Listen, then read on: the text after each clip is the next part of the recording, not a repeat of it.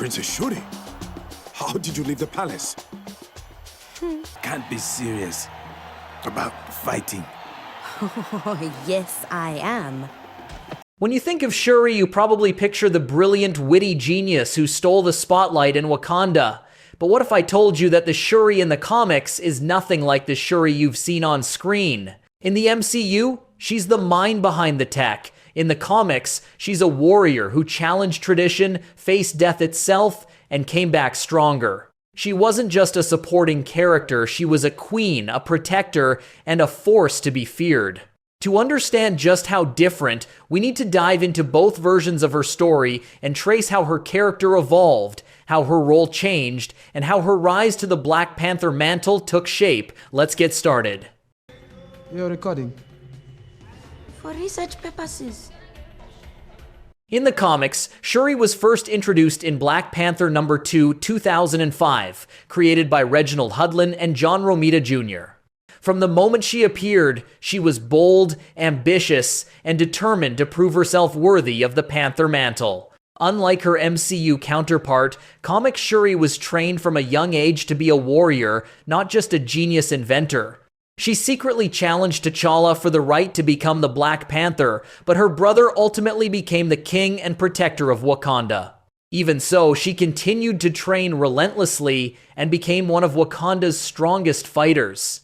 In the MCU, Shuri was introduced much later in Black Panther 2018, portrayed by Letitia Wright. Instead of being a warrior from the start, this Shuri is a brilliant scientist and engineer, responsible for most of Wakanda's advanced technology. Her personality is witty, confident, and playful, often teasing T'Challa while showing her unmatched intelligence. Scenes like when she mocks T'Challa's sandals or upgrades his suit perfectly establish her as the brains behind the throne. This is a major shift from the comics, where she was much more serious and focused on combat and leadership. In the comics, Shuri's journey to becoming the Black Panther is long and full of challenges. After T'Challa is gravely injured during an attack by Doctor Doom's forces in Black Panther number 2, 2009, Shuri steps up to take the mantle of the Black Panther. She undergoes the traditional ritual, but at first, the Panther God rejects her not because she isn't worthy, but because she initially acts out of pride rather than selflessness. This moment is critical because it forces Shuri to grow as a person.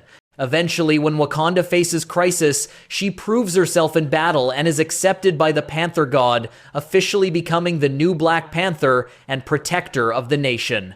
The MCU approaches this differently. Shuri's path to becoming the Black Panther happens in Black Panther Wakanda Forever. After the death of T'Challa, Wakanda is left vulnerable, and Shuri struggles with grief and the weight of leadership.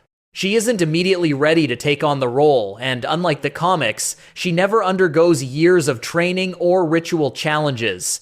Instead, her transformation comes from emotional growth and her decision to honor her brother's legacy. When she successfully recreates the heart-shaped herb and consumes it, she gains the powers of the Black Panther.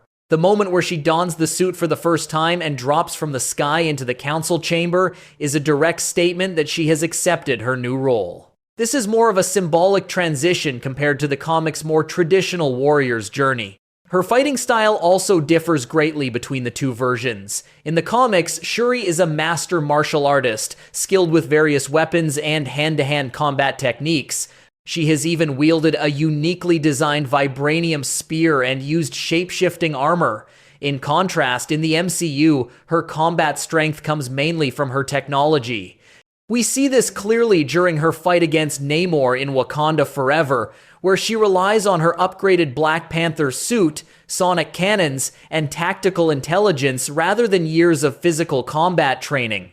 This reflects how her character was built in the films, not as a warrior by nature, but a scientist forced to step into the role of a protector.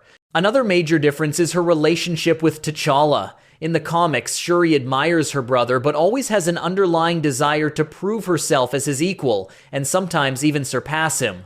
Their relationship is marked by mutual respect, but also quiet rivalry. In the MCU, however, the relationship is far more playful and affectionate. Shuri and T'Challa share light-hearted banter, and she doesn't seek to replace him, she supports him. Her ascension to the throne happens only after his passing, giving it a more emotional weight rather than a competitive arc. There's also a noticeable difference in how leadership is portrayed. Comic Shuri doesn't just become the Black Panther, she also rules Wakanda as queen, while T'Challa steps away to handle larger global threats.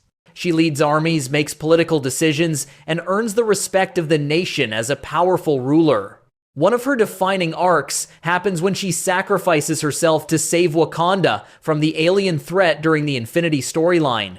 Later, she is resurrected and gains mystical powers linked to the Jali spirit, which allows her to access the knowledge and abilities of Wakanda's ancestors. This makes her a warrior queen with both physical and spiritual strength. The MCU Shuri has not reached that level yet. In Wakanda Forever, she becomes the Black Panther but doesn't officially take the throne as queen. Instead, we see M'Baku challenging for leadership while Shuri appears to step back from ruling. This sets up an entirely different path for her character in future stories, where she may not combine the mantle and the crown like her comic counterpart. Another striking difference lies in how the world views her. In the comics, Shuri earns her reputation through battles, victories, and leadership. She faces major villains, including Namor himself, during the Avengers vs. X-Men storyline, when Namor floods Wakanda. She makes the difficult choice to retaliate, displaying a colder and more decisive leadership style than T'Challa. In the MCU, Shuri is seen more as a genius princess turned reluctant hero. Her rise isn't built on years of political and military decisions, but on a personal journey of grief, discovery, and acceptance. Even their personalities reflect these different paths. Comic Shuri is proud, serious, and fiercely independent. She embraces her destiny with a warrior's mindset. MCU Shuri, on the other hand, starts off as a light-hearted, playful inventor, gradually maturing into a determined protector. That shift is beautifully illustrated in the final scene of Wakanda Forever, where she burns her funeral clothes on the beach, finally coming to terms with T'Challa's death. It's a quieter, more personal transformation, unlike the grand ritualistic ascension in the comics. And then there's the mystical element. In the comics, after her resurrection, Shuri's abilities go beyond the standard Black Panther powers. She can transform her body into stone, communicate with spirits, and tap into Wakanda's ancestral plane with precision. This makes her a unique Black Panther, different from T'Challa. The MCU version has not explored this mystical side yet, but the recreated heart-shaped herb could lead to new powers in the future. When she meets Killmonger on the ancestral plane instead of T'Challa or Ramonda, it hints at a different kind of legacy for her. In short, Comic Shuri's story is one of ambition, training, leadership, and spiritual power.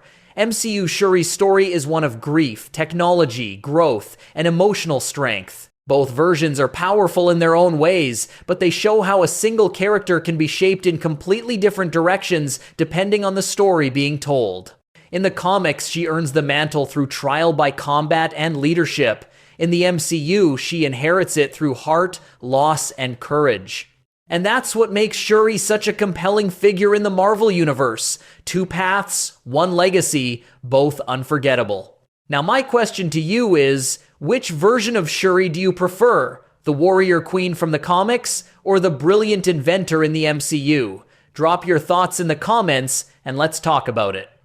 And if you enjoyed diving deep into her story, make sure to hit that like button, subscribe, and stick around because there's a lot more of Wakanda's secrets waiting to be uncovered. Wakanda Forever.